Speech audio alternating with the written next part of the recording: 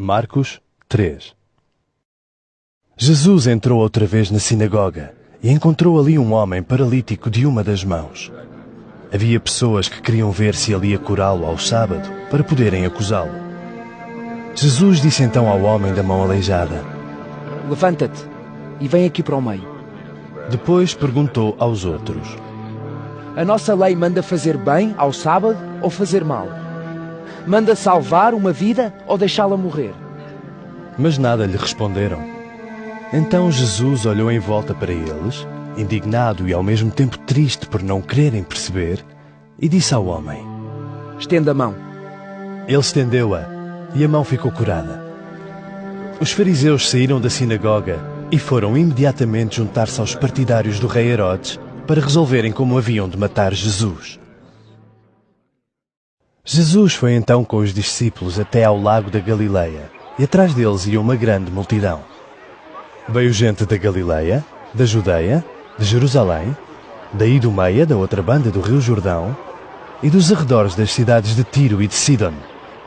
Todas aquelas pessoas foram ter com Jesus porque tinham ouvido falar de tudo o que ele fazia. Era tanta gente que Jesus disse aos discípulos que lhe arranjassem um barco para não ser apertado pelo povo. De facto, como ele tinha curado muitos doentes, todos abriam caminho para chegarem junto dele e lhe tocarem. E os que tinham espíritos maus, assim que viam Jesus, punham-se de joelhos diante dele e gritavam: Tu és o Filho de Deus! Mas Jesus ordenava-lhes severamente que não revelassem quem ele era. Depois, Jesus subiu a um monte, chamou para si aqueles que entendeu, e estes juntaram-se a ele. Então nomeou 12 para o acompanharem e para os enviar a pregar a boa nova com poder de expulsarem espíritos maus. A esses 12 chamou apóstolos.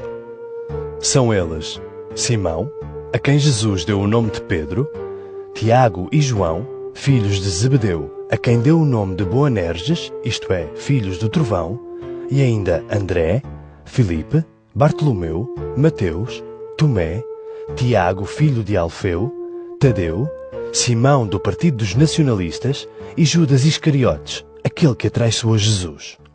Noutra ocasião, Jesus entrou numa casa e mais uma vez o povo que lá se juntou era tanto que eles nem sequer podiam comer um pouco de pão.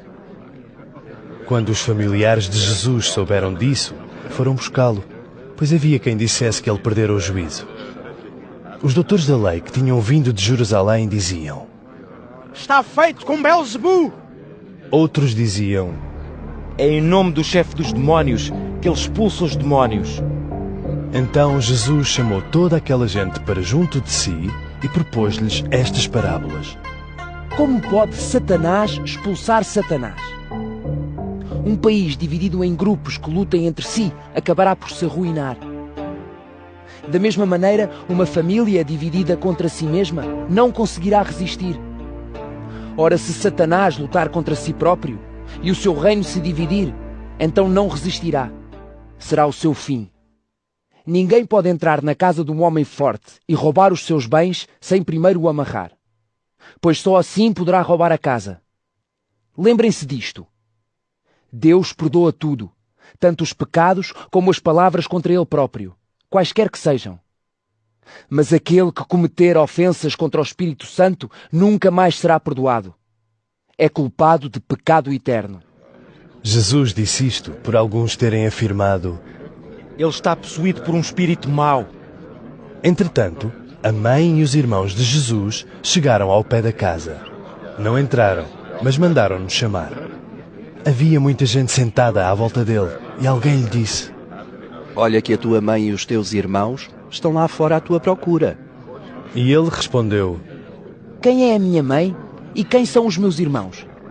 Olhando à sua volta, para aqueles que estavam ali sentados, disse: Aqui está a minha mãe e os meus irmãos.